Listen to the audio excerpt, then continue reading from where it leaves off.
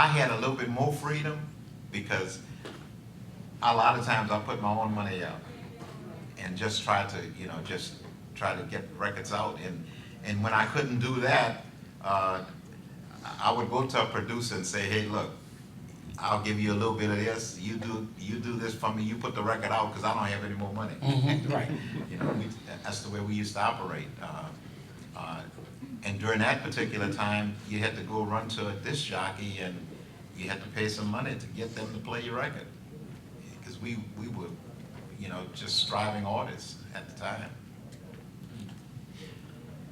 Tell us about the first time you went in the studio, and I mean, these are now legendary names and legendary studios. Did you have a sense of that? And what was the experience like? What was the song?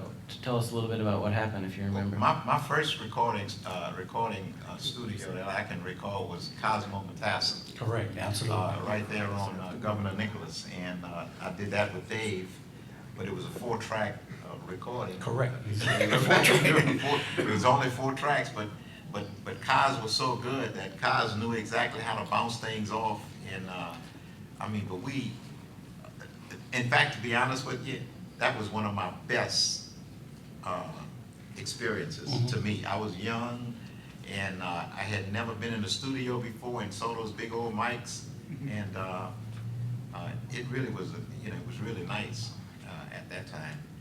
But then later, I recorded at Jones Studio in Houston, and then from there I recorded some music at Malico Recording Studio in Jackson, Mississippi, and I did something. In fact, I did "Where's the Love" right here in New Orleans at across from Ultrasonic, yeah, across from Xavier University. Yeah. You really bridge these eras of rhythm and blues and into soul music and into funk music, and both of you mentioned Ward El-Kazer as a composer and arranger who also worked that same period and worked, both of you, I believe, and as a legendary figure here who had a long relationship with the Ponderosa Stomp. Could you tell us a little bit about your experiences with Ward El, the Creole Beethoven, I believe his nickname? Well, we called him Buck. And in fact, before he passed, he told me, he said, Richard, I don't know why you never made it. He said, but I guess things just didn't fall right for you. But he said, you're a good artist.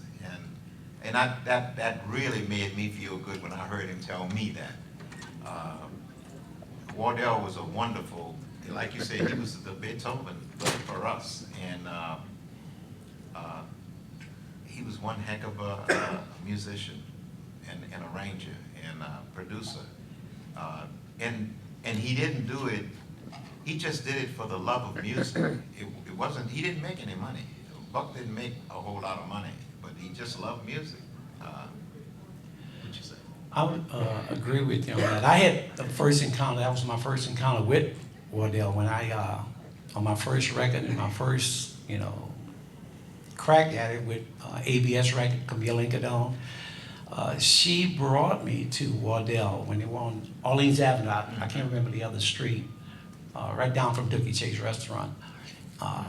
That's where they brought me at, and they exposed me to some songs.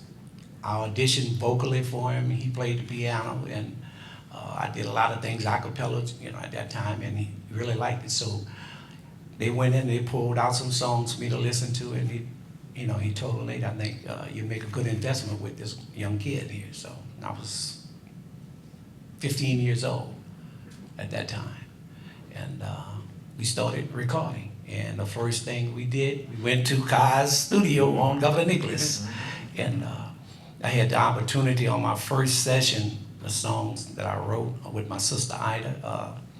Now she's gone, and thinking.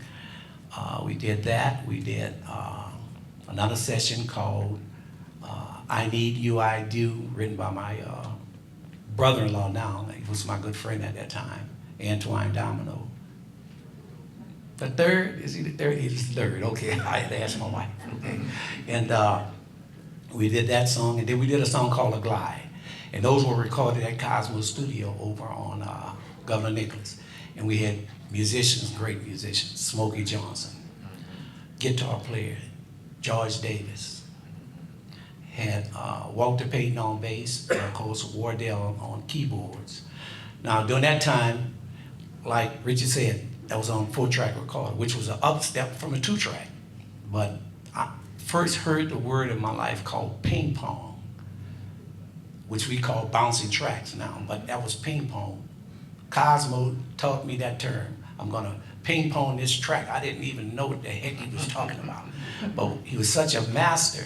And when he finished with everything, how were you able to take all of this and now put it on one track? That blew me away. But he was just that talented and knew how to do it. And Wardell was right there. That's writer of the music, very disciplined, very strict. When they got in the studio, it was all business. It was all business on those sessions. And like I said, I went through several sessions with him.